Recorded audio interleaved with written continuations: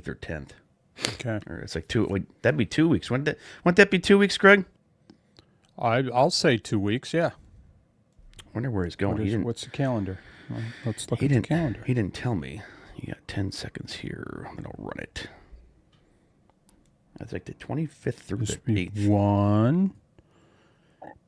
He's going the 25th through the 8th, is that what you said? I thought it was the 25th through the 8th. Here we go. Wow, he's got a long time off. Hey, guys. 2 weeks off. Let's go. Real lawns, real equipment, and real business. Work with your hands and do it with purpose. Turf Nerds on Turf's Up Radio, hosted by Evan Lindman and Greg Durbin.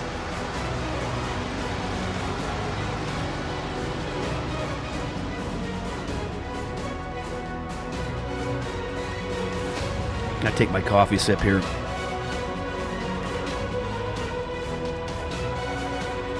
I'll take my protein tea sip. Your protein coat throat. Okay, Greg, so I'm starting to conclude that this person who's listening in Germany has to be a bot. I'm not sure.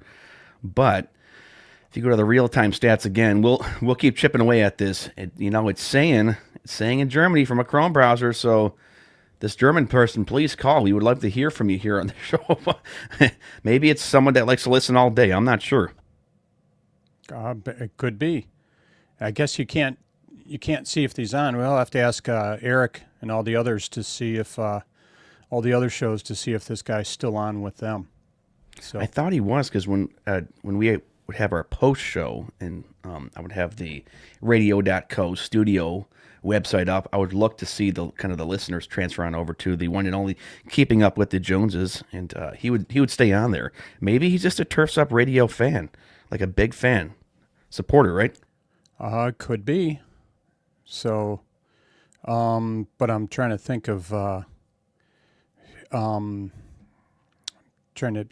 guess he could be a really big supporter, but we'll have to ask the guys at Profit Time and Pump Station. Keeping Yeah. Up with the other ones. Yeah, so hey, Greg, if you guys are watching right now, hop on over to the Turf Nerds YouTube channel or the Turf Nerds Facebook group or Facebook page or the Turf's Up Radio Facebook page. Hey, we're both wearing the Bobcat hats today, aren't we? Wow. I do not have I should put a cat sound in here. Bobcat sound. Well, a cat I've would be done this like before. a cat. You can find a bobcat sound somewhere. The voice mod didn't have one, but here. Oh wait, here's a lion. Enemy is about to scan. Okay, how about this one? Okay, well I put lion in there and I didn't get a lion. Huh? Wow. Lion Kitty roar. cat. Yeah. Well, I was doing the cats, but the only cat I would get was like a. How about this? Yeah, that kind of works for a bobcat, right? We got to find some. Probably go on YouTube.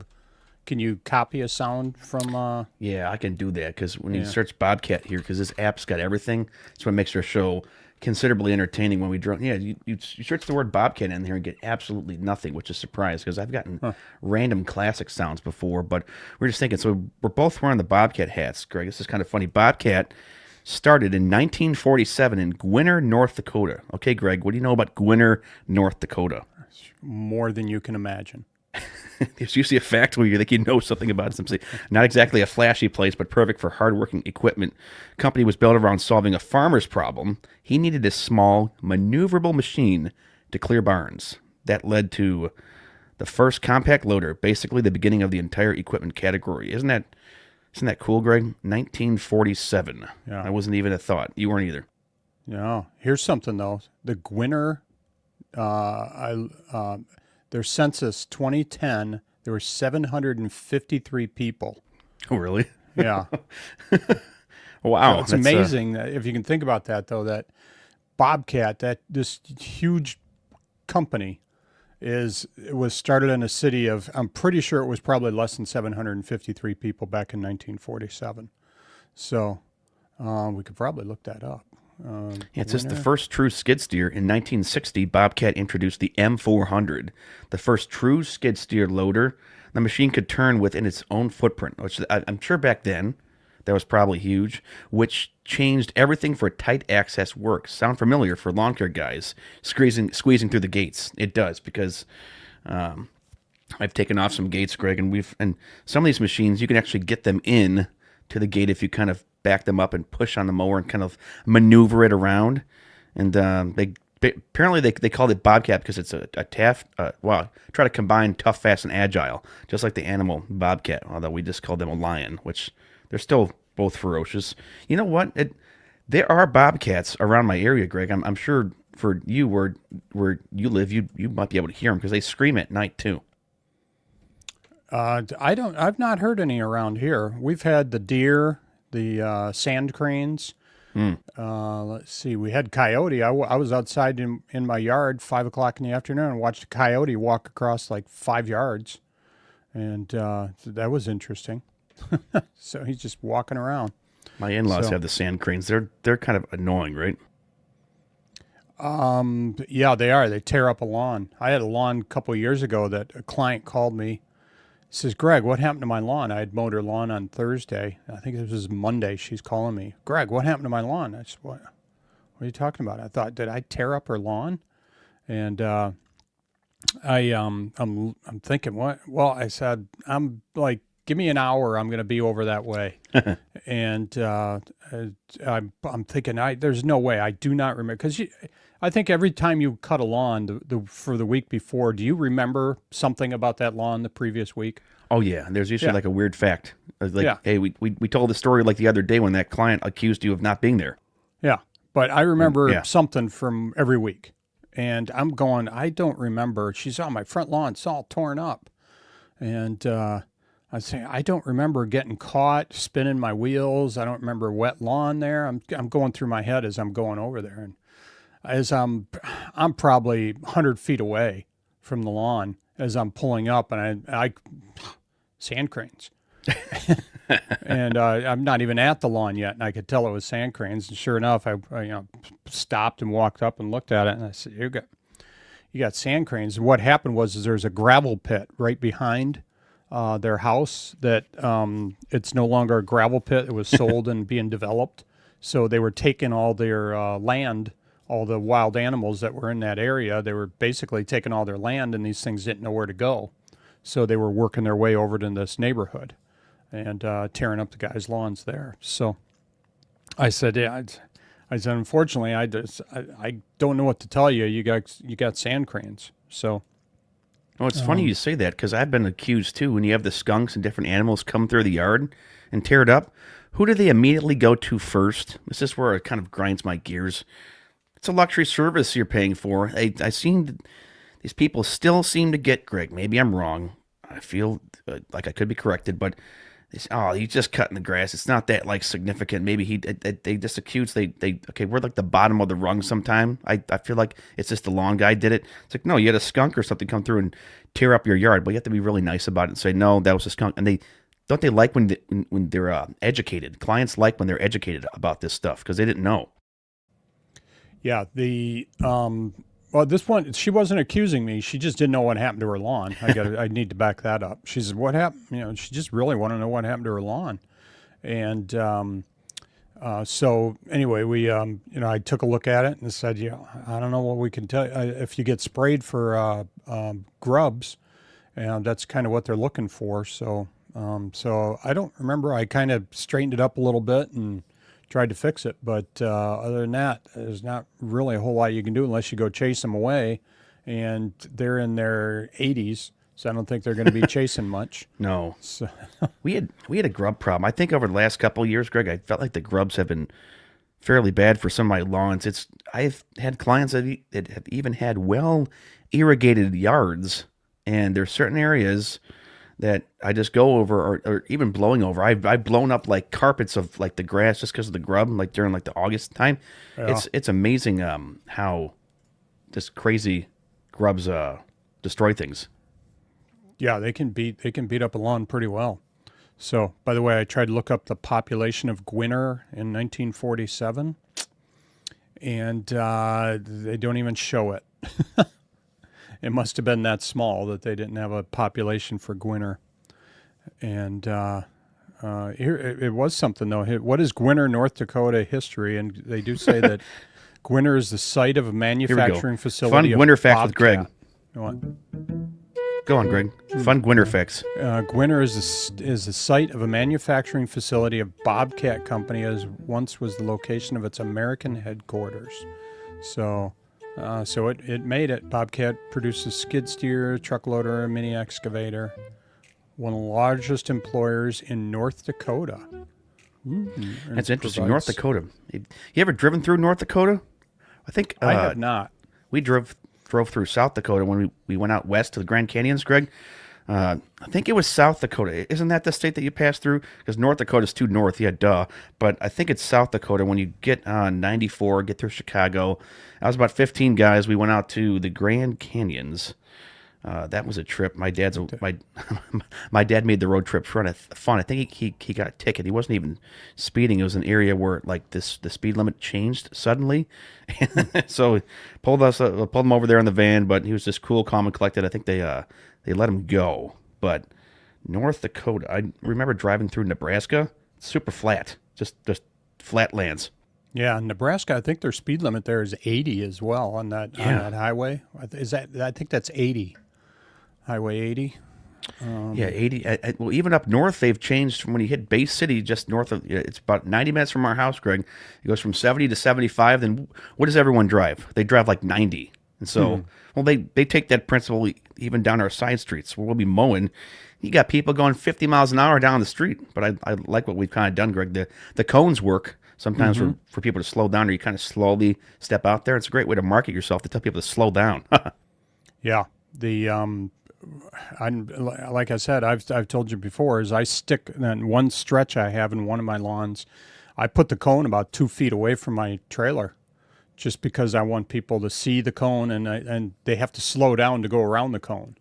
So it's look at Andy saying it's always the long guy's fault. I Andy Willison with the it's Trump's fault. It's always Trump's fault. That's it's always the long guy's fault. Let's see. Kenny is saying, I don't think this is on my end. Very annoying sound, like a timer blip over the broadcast. I'm not sure. They're going to have to kind of mess with that there. Maybe that was something that wasn't. We were trying to. I think the Joneses had the problem too, Greg. A very annoying blip. Yeah. Interesting. Hey, Greg, pull it up there on your phone. Mute your mic here. I'll do some talking here. You guys like when you're listening to something, and what always was tough for me was when you're doing a broadcast or listening to something, and because right now I can hear my voice in my headphones, but if it's too echoed and delayed, it'll shut right down. So say you're emceeing an event or something like that, or there's too much echo. For me, I shut just right down. So it's actually kind of funny, but Andy Wilson over with at the Lawn Hustle and Professional Lawn Maintenance, it's always the lawn guy's fault. It is. Probably, if you do a stat, probably at least 7 times out of 10, they're probably going to sit there and blame you. But it is what it is with that. But so yesterday, I was able to throw out even more tools in my neighbor's garage and my garage. So if you guys don't know, my neighbors, they're snowbirds, and they haven't been back to their house well over a year because he's got some health problems. So I was finally chucking even more tools, and I got this toolbox on Amazon. I'll have to pull up the brand. I'm drawing a big blank on it. I'll have to pull up this brand. But Greg, can you report back in first? How it's the is same the blip? sound. Oh, so it was like with so I was Eric and Jennifer. Man, forgive me, Eric and Jennifer. I was accusing them of something, but it's happening with me too. I'm not sure if it's a playlist setting or how it entirely works, but I'm sure Darren Gruner, the magical genie Darren Gruner, landscape hero, will hop on that. Darren, Greg, he took over a house cleaning business. And he's found a lot of success in doing that. I thought that's what it was. House cleaners do really well. Yeah, I think that can be really profitable though too. But I think that'd just be a headache for me because you have to manage people. But I mean, with anything though too, that's the territory, and I'm sure Darren knows how to do that. I thought he was getting out of stuff, and then he kind of walked into this house cleaning business, and it's been profitable from what I've heard. I have a friend of mine that has a couple of friends of mine that have house cleaning business. I almost said lawn cleaning. House cleaning businesses. Lawn cleaning business. After we mow, they go through and clean it all up. Hey, Greg, get all the dust and stuff off the lawn. Lawn measurement business. You didn't cut it at 3. You cut it at 3.25. They go through and wipe all the blades, all the grass blades. You know what? I'm insane enough. I'd probably do that. Yeah, you're Monk. I am Monk, probably. Have you ever watched that yet? Oh, No, I Got to have watch not. it. I keep telling Evan that he needs to watch Monk. And Monk, if you guys don't know, was a OCD That's me. detective, and he's just very OCD about everything. And I tell Evan he needs to watch it just to see how much he recognizes himself in the show. Here's the toolbox grid that I was talking about. It's from Keter. Keter or Keter, I will butcher names. Stack and Roll, 4-piece rolling tool storage system. It includes large rolling toolbox, 2-drawer toolbox, and 2-tray organizers. Modular stackable tool storage with wheels for garage and workshop. It's going for about $123 right now, and it's nice. And I'm trying to get all of my wrenches and sockets just in this. I just want my whole entire lawn care setup, Greg, to be a rolling toolbox and nothing else. It's just this way, this upcoming year, I won't sit there. I wasted 30 minutes last year trying to find tools. Is this going in your trailer? I think I'm going to put it in the back of my truck, just pick it up because you can flip up the seat and then put it right there, just so I have all the tools. Okay. Because I still have junk in my trailer's pretty clean, Greg, but still there's I have these kind of storage crates that I was putting oil and things in. I might just throw out that stuff too. Really just going, it's the purge of 2026. I want my business, I want to be able to know all my tools out, on my hand and not have to figure out, oh, where'd I put that? Okay. I'm just trying to think how many tools you need. Yeah, 'Cause 8, 5, 6. Yeah, I don't have that many tools that I carry. So I have a toolbox. we And should I do do a, have some other stuff that's kind of scattered, but maybe we'll talk about that tomorrow, Greg. But so let's kind of get into the meat and the potatoes of this here. Marketing your lawn care business, how to get and keep better clients. So last week on Turf Nerds, Greg and I, we kind of wanted to get into this 101 series. We had a listener, Jacob Bowdy, that reached out. So we talked about mowing properly, how to finish a lawn, how to run routes, trucks and trailers. But today we want to talk about something that can literally make or break your business. And we've talked about this a lot before. If you listen to us, we talked about this probably almost every episode, just through weaving in and out of conversations. And that's marketing yourself. And it's absolutely huge, because here's kind of a truth behind this though too. You can be the best guy in the area, but if no one knows who you are, you don't have a business. And on the flip side, you don't have to be perfect to grow a great lawn business. You just have to connect with people, care about your clients, and put yourself out there. Now, let me hop into this here quickly, Greg. So, marketing isn't just ads, it's you. When people think about marketing, they think flyers, Facebook ads, yard signs. But the most important form of marketing is how you talk to people, how you present yourself, and how much you actually care. The best marketing in lawn care is the relationship you build. And, Greg, this is one thing we both stand behind and tout more than anything. It's just how you actually market and present yourself to clients. extremely important, and it's a big deal. If you're working with a client, you're talking to them, you gotta present yourself well, and that's it's very important for you to be able to do that. So how you talk to them is really important. Greg and I have a little private conversation now. The show I did before, I had too much prep and I was blowing through it. And I said, "Hey, Greg, how was that for being a little slow? I know I talk too fast." Anyway, sorry. Go on. So anyway, it's just important for you to be able to have that conversation with people, because face it, a lot of the lawn guys out there don't really know how to have a conversation with you. So especially if they're your workers. If you got a bunch of people working for you and one of your clients walks up to one of your workers and the guy can't speak very well, then you could have some issues. However, if that's the case, if you've got employees, and if one of your customers walks up to one of the guys and starts talking to him, you should just train them to say, you know what, go talk to Evan. Evan, or Greg's right over there. I'm kind of in the middle of this. Can you talk to Greg? And then the other thing is those clients will come up, and this is as an aside, they'll come up and ask your employees to, hey, can you go ahead and do this too for me? And the employee doesn't know that's extra. And hey, can you trim this 80-foot area for me? I've got company coming. Or can you clean that up for me? I've got company coming. Well, no, you're going to have to talk to Greg, because I can't approve that stuff. So, But it's important though. Make sure you're setting yourself up and you understand, and people can understand you when you speak with them. Andy's right. Your brand is you, not your logo or signs. People buy into you before they buy into your company. That's a great pivot, Greg. Is you were just already even kind of hinting at personality builds your route. I think it really, really does. They're signing up for Evan and Greg's personality versus how good our work is. We don't even have to have the best work. Obviously, we strive to give all glory to God and have the best work. But at the end of the day, people just don't hire.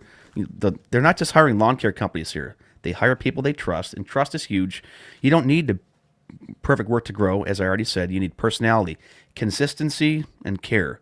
Look your clients in the eye. Greg, you're just kind of talking about that. Ask them questions beyond the lawn. Show interest in their lives.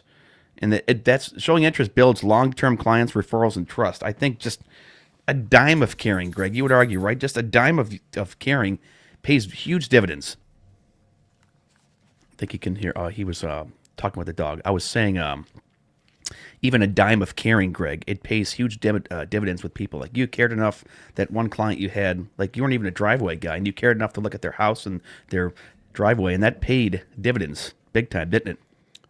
It made a huge difference because it was the first time I met those guys, and I'm just walking the lawn, and the wife's out there with me. I'm walking the lawn, and I looked under and saw that the driveway looked like it was washing away underneath. Pointed it out to her, and she calls her husband over, and I don't know how much the repair cost, but it was a pretty big repair that they had to do. So, real important. Oh yeah, because you were actually caring, and this turned into, Greg, because you cared for them. I think that kind of turned into the neighbor effect, because this is what matters. The best marketing you can get is a direct neighbor referral, Greg. Like even looking at the the driveway, or just us mowing in general. I've been watching you for a while. Can you quote my lawn? That's how dense routes are built. One great lawn turns into a street full of clients, and people complain about this, and they vie and they urge and they want this, but one great lawn can turn into a street full of clients just by getting that direct neighbor referral. But that's having personality though too. Like you would wave to the dog, Greg. Dogs are huge. you gotta pet the neighbor's dog. And if they come over and start talking to you and their dog kind of approaches, make sure you pet the dog. So, because they just see what you're like, and I can't tell you how many dogs from my clients, they come up to me and just lean up against my leg. You know how dogs, when they're like you and they're attached to you, yep. they come up and lean against you, and I have so many dogs that come up and do that. I just reach down, pet them on the side, and I think the neighbors, your clients appreciate that. Neighbors appreciate that. And even building a relationship with a dog. Greg treated my dog well. It tells the neighbors, oh, maybe Greg can cut our lawn. Sounds kind of weird, but it's true. And as we've already mentioned over and over, you got to be willing to put yourself out there, okay? Mm-hmm. Honestly, this is something that I struggled with this, guys, for maybe the first couple of years of my business. I was not always as chipper. Okay, yeah, I had diarrhea of the mouth. I could just talk and talk and talk. But when it came to being confrontational, I had struggled with this, and a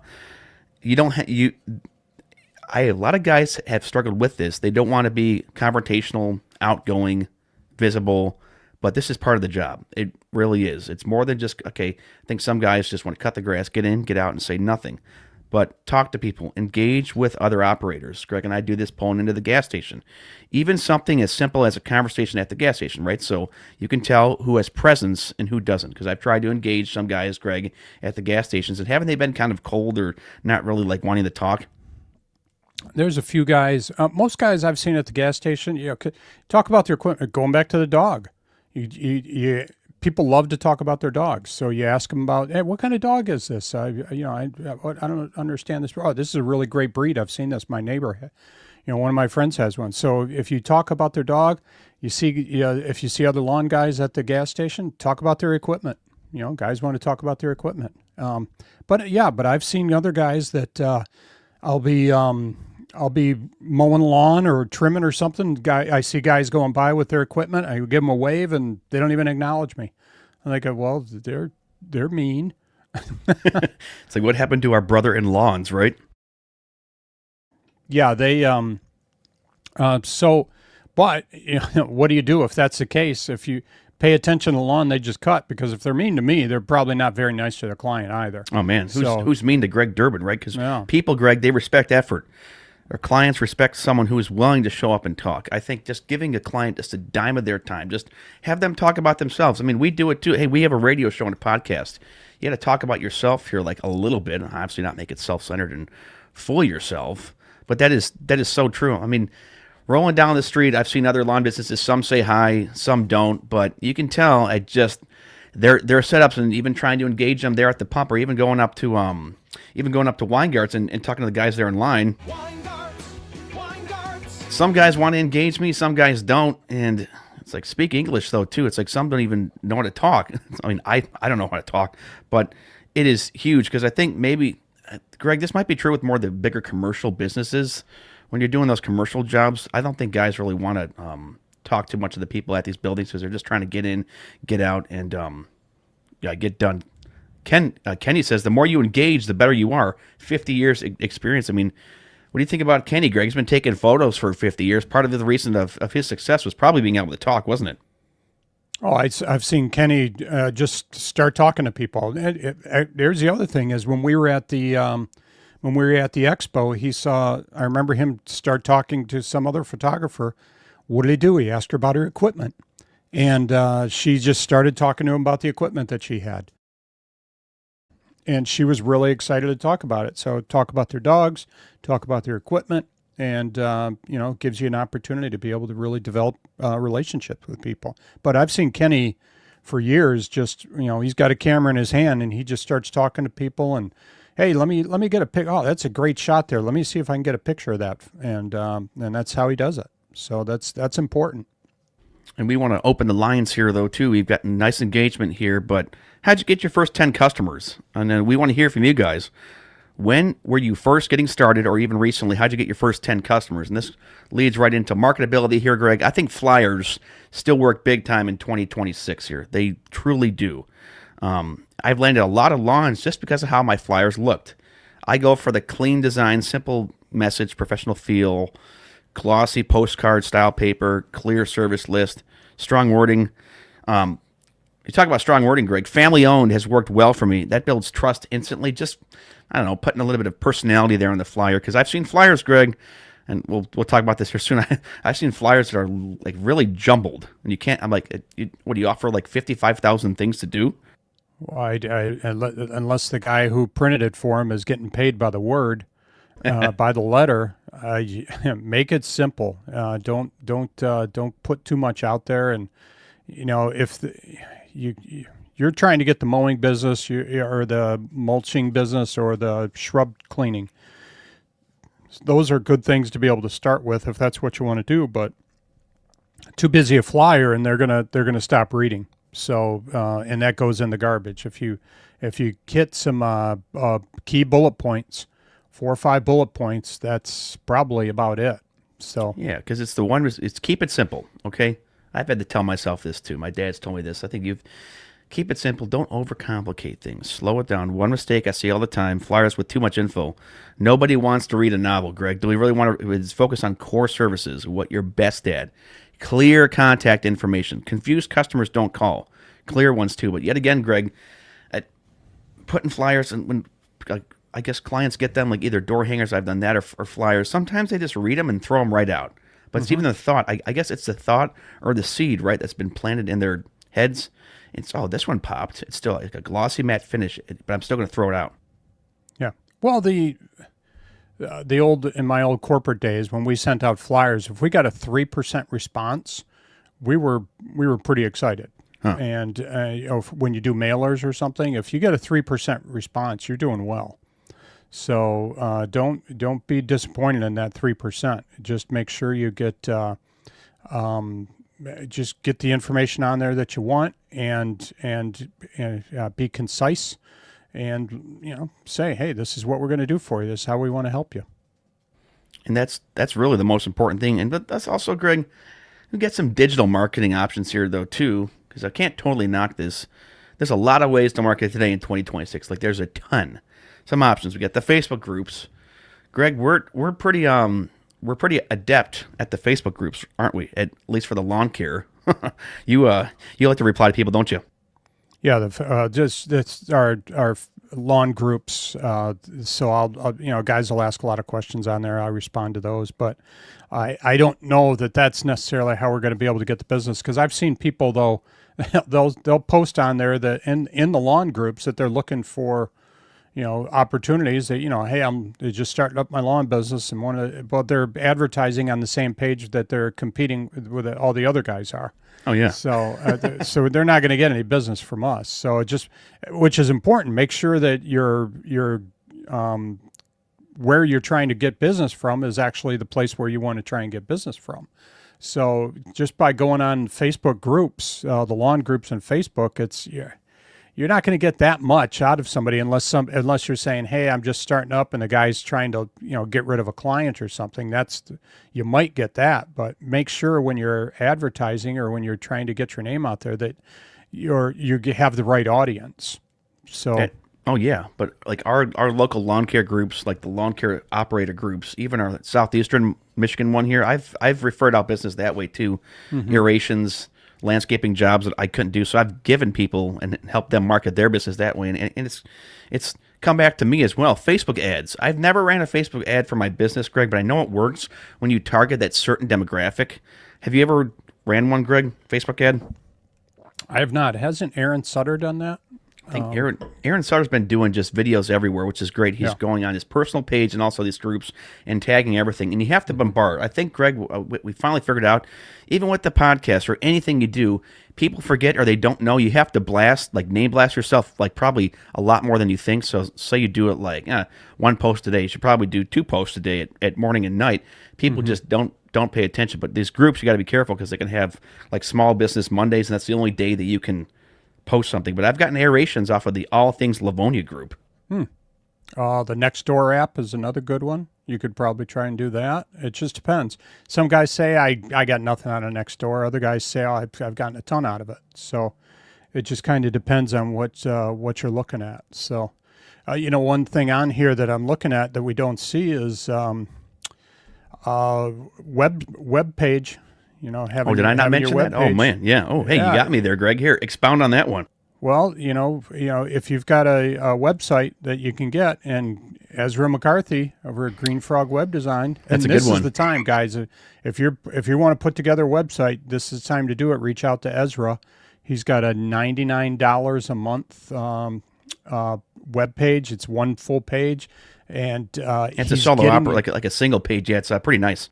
Yeah, it's a single page, but he's getting you on the front page of the web design, because if people are looking for a lawn guy and they're doing it online, they might go to the second page. They're certainly not going to the third.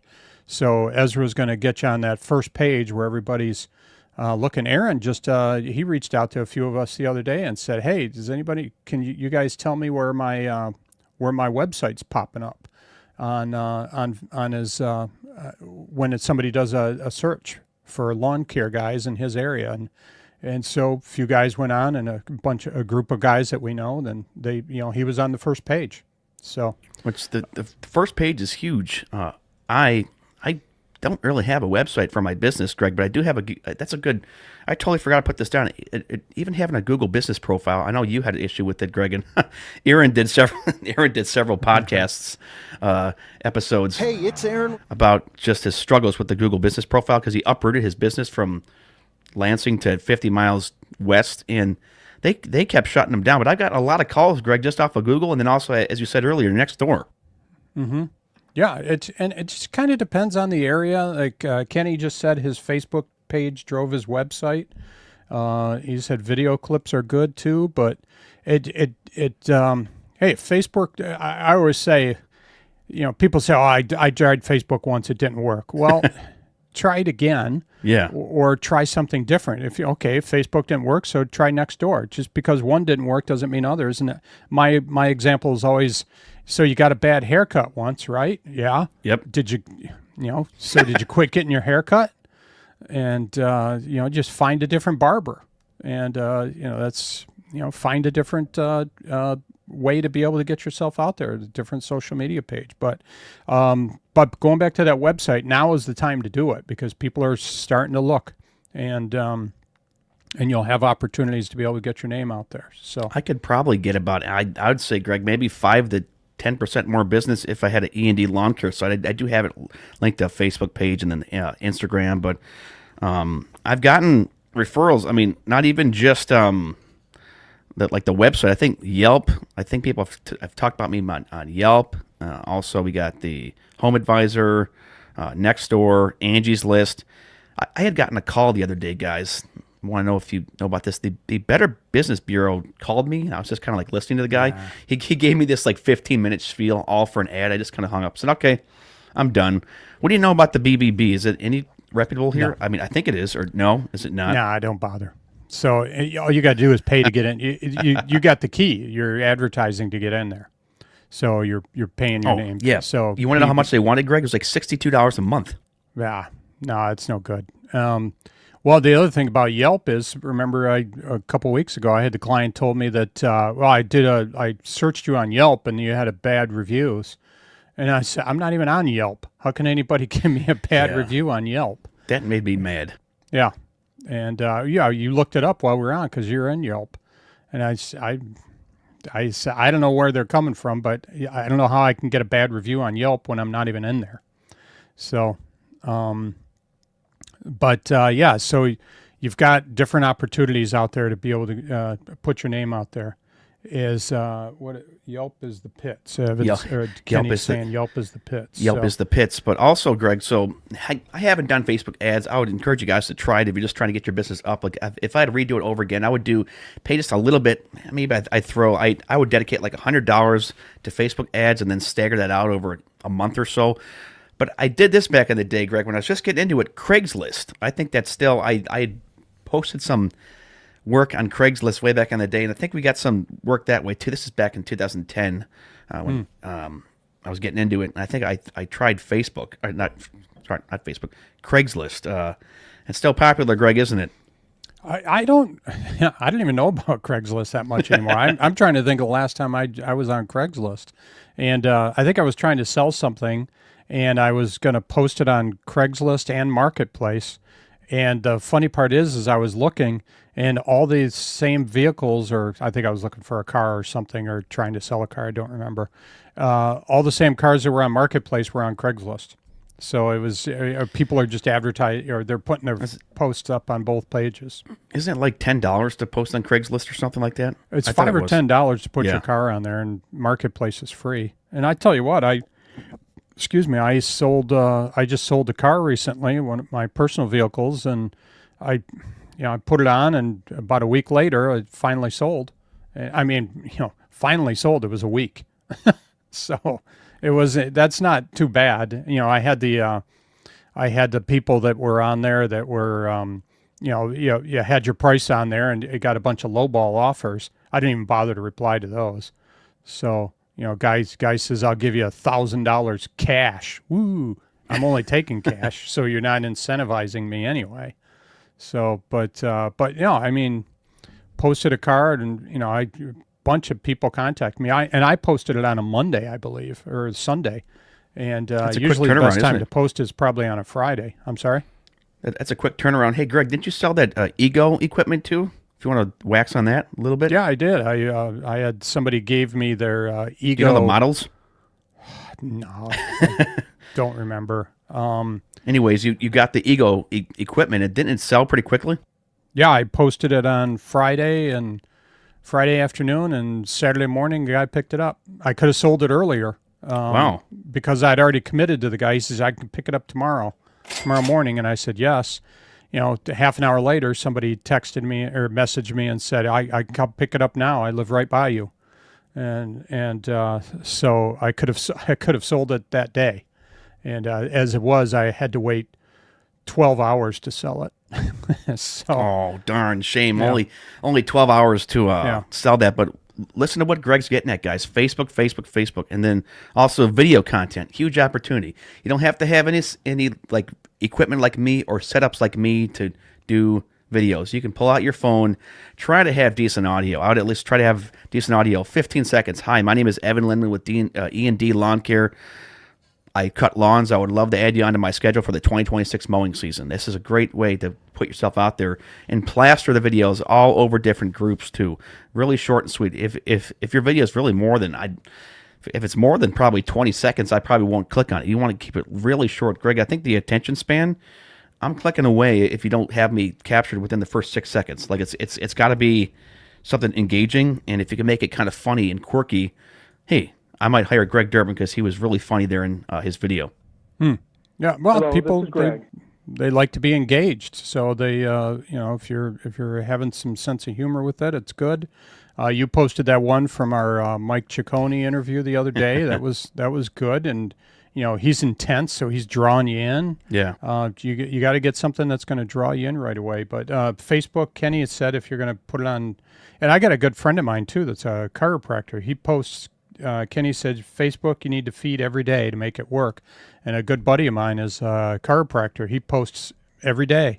He's posting something on there. And that was, and I remember asking him a few years ago about this. He says, no, it's just getting your name out there. It's just making contact and posting good information. Don't post just to post, but, so it might take a little effort, but post good information out there too. Because at the end of the day here, people are still asking, even on the Facebook groups, who cuts lawns in this area? If you're active, you'll land the work. If you're active in a Facebook troll, I think you'll win, Greg. But I kind of want to touch on some old school here, because this is important.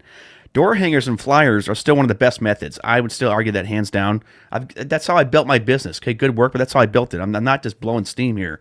Target neighborhoods where homes are close together, mailboxes are grouped, properties fit your pricing model. Okay, you want efficiency in your market, and I have only targeted neighborhoods, Greg, where it's like really easy to put flyers in, and I think it's maybe down here on the prep more is so mailboxes. I was putting them under where the actual like handbill like section was, where you could put like a newspaper in. Never had a problem with that. I've put them on the mailbox properly. Never had a problem. I think I'd gotten called once in my 16 years because I think one got inside a mailbox somehow. But figure out the ordinance of your city and do that. But find those grouped mailboxes, because who wants to go single house, Greg, to single house, right? Like that takes a long time. Well, technically, you're not allowed to put anything on a mailbox. And on a flag, you're not supposed to. So we do need to say that. And it's a federal offense. And I think it's putting it in though, because I've talked to them there before. Anywhere. Supposedly, it's anywhere on that. Oh, so. Not like Postal Service even does this a service anyways. They're the most slow service going. But anyways, you can put it underneath. I saw somewhere where they might be going. They were saying they could be closing up by the end of the year here. So what would they do then?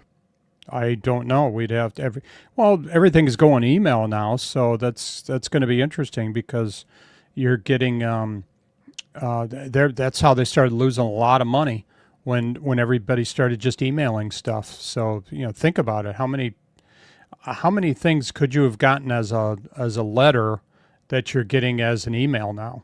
And you're right. Yeah. So all the advertising, all these companies. That that if you buy something off of them, then all of a sudden they start sending you mail.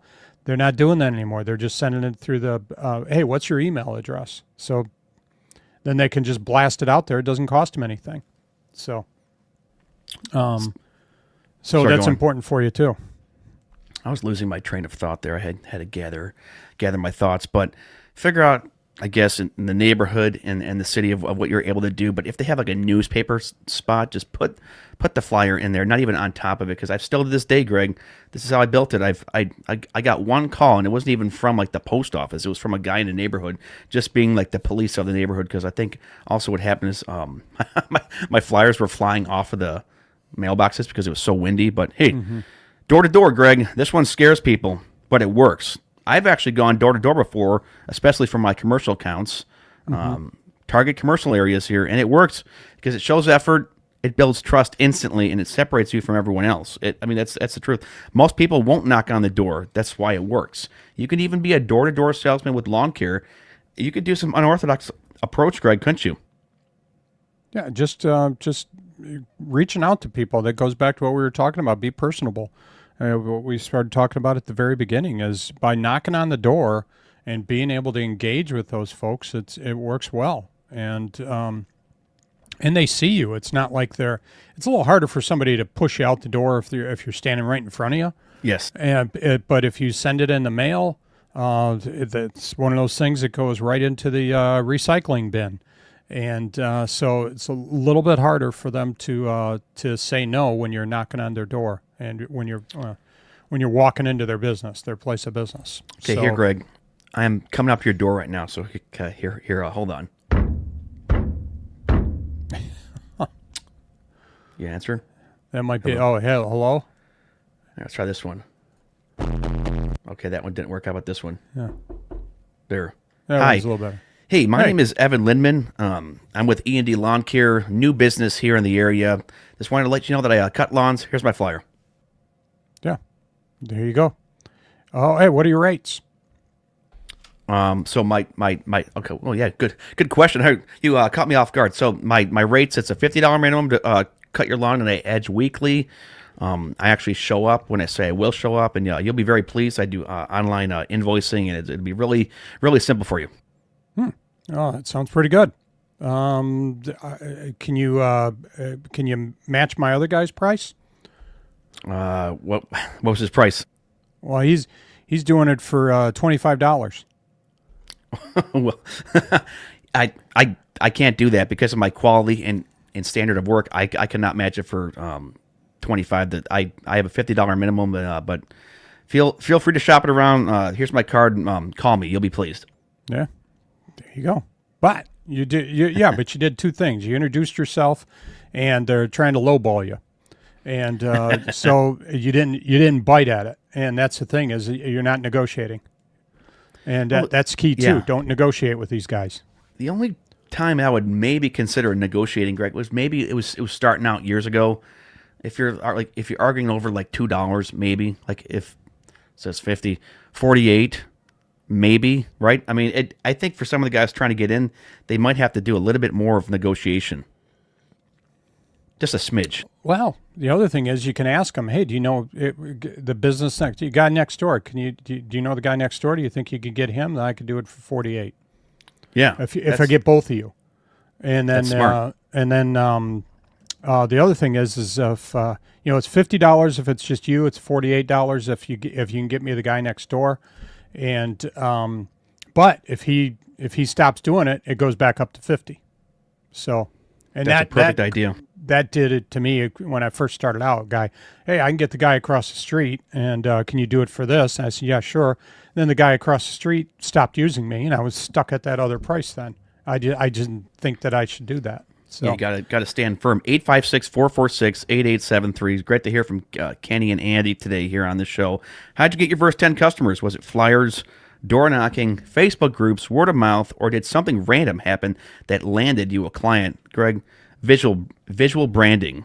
How you look on the road matters. Trailer signage, truck magnets, or vinyl. Signs on trailer gates. You're driving around all day. That's free advertising. It's a rolling billboard. Yard signs also work if they're clean, readable, and placed in good locations. I've had vinyls on my trucks before, Greg, and magnets, and I had a sign on my trailer.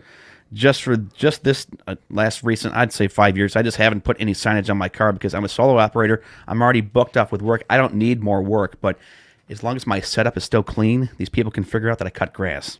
Mm-hmm. I had a friend of mine that's a maintenance guy. He does handyman work. Yeah, I just saw him the other day, and I noticed he had the magnet on the side of his car. I asked him how it was doing, and he says, "Oh, it's working great. He's getting a lot of calls from it." So Just something that simple, right, is huge.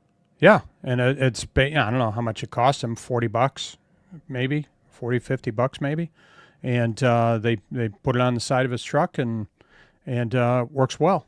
So he's been real happy. Especially those yard signs, Greg, at the corner of busy intersections. Honestly, like it's like a red text on like a white sign. Just something really like simple and like rudimentary is really the way to go because people can see it as they're driving by quickly. Mm-hmm. And obviously, trailer signage is huge. Like having a full wrap, that's nice, but here's the price that you can pay for full wrap, and you better have a good business and good service because people will just poorly review you just to do it. People are out there. We've seen Google reviews where people they give 1 stars because like someone didn't hold the door open for them. Oh yeah, yeah. I've seen people just get belligerent about stuff that I don't even think I would blink an eye at, and they're getting all upset about it. And I've actually asked people once, "What are you so upset about?" This is nothing to get upset about. So They're being butthurt, Greg. Kenny says here, your child wearing your brand T-shirt is great family wearing. So put a child there in a shirt. So you're at Costco, Greg, or out and about. I kind of want to redo my E&D shirts. We have some Turf Nerds apparel. Well, you can go on their website and get that. We don't get paid for that, but just things like that. Just having the apparel. People notice hats though too, which is absolutely huge. But any clear form of advertising is nice. What else, Greg? I've seen people, you could run a news ad there if you wanted to as well, or maybe like a radio spot. I mean, I've never done that before, but isn't that an idea? Radio is expensive. Oh, yeah. And then remember, if you're trying to, if you're going for route density, radio is not going to work for you. You're going to get lawns everywhere, right?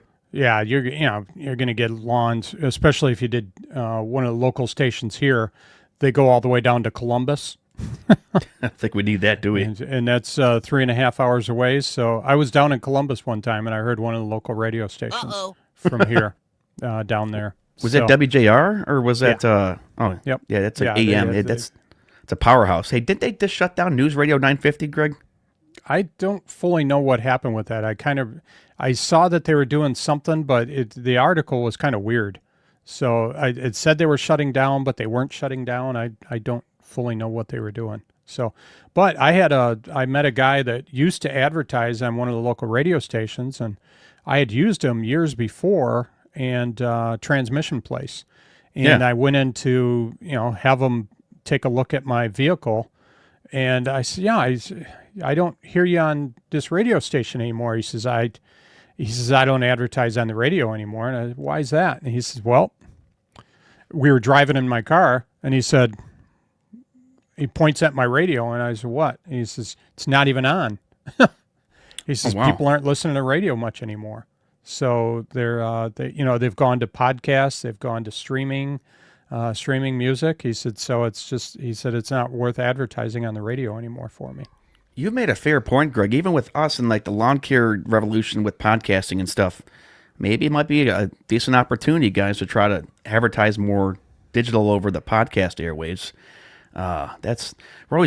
You and I, Greg, always bounce off and kick ideas off of each other. But really, at the end of the day here, as we kind of land the plane here for the next 10 minutes, and the real secret, as we talked about from the very start, the personal touch. The most powerful marketing strategy is caring about your clients and being personable, being human. Greg, isn't that difficult for some people? Oh, it's surprisingly difficult. I mean, if you think about what's people's biggest fear, you ever hear that? What's the biggest fear that people have? Public speaking. Public speaking. And to me, it's just, I've never had that issue that it ever even crossed my mind that would be a problem. But I think like 60% of the people, that's their biggest fear. So if you can get past that, that's going to be highly impactful in your business. And that you can get out there and be able to talk, be able to share what your business is, be able to give the personal touch of who you are, and be willing to share some things. Hey, my wife, I was talking to her, and she said, yeah, she loves the stuff that you did right here with these flowers, and she'd love that if I have to bring her over here and let her take a look at it. Yeah. But be sincere too. Don't make stuff up, and because people can sense insincerity, especially children. So if you're talking to their kids and you start faking stuff, the kids are going to know, yeah, this guy's a faker. Well, this is a great pivot, though, Greg. We were on Ron Scheffler's Bear Your Shield podcast the other day, and caring, we're Christians here. We are unabashed to spread the news and hope of Jesus Christ here. And we've prayed with our clients too, Greg. And I'm not saying we're just in it for just the money, because trust me, we're not. But praying, getting involved in their lives, having them talk to you about what they're going through is huge, because you want to be their friend. We always say it, Greg, right? We're more than just a lawn guy. Yeah, you be personal with them, share the good news, this is our ministry, and you and I, this is our ministry that we have, and we're trying to get out there and share the hope. If we can do that, that's great. In the meantime, we're cutting lawns as well. We don't have to have anybody come and turn over our tables. No. I mean, what did Ron talk about, Greg? Being the pastor of your work. Mm-hmm. Yeah, be the pastor of your work. And he was talking about bearing your shield, and bearing your shield. That's Ron Scheffler's show. He has a podcast called Bear Your Shield, and that's protecting. And that's what your shield does, is it protects. And you're protecting yourself, you're protecting your family, you're protecting your clients from things that are occurring. I had a client that, elderly client, and one of the big pest control companies said, "Oh yeah, we heard there are bats in the area. Let us crawl up in your attic and look for bats." Well, they went up there and they came back down and said, "Oh yeah, you need $13,000 worth of work up there. You got bats all over." And come to find out, they didn't have bats.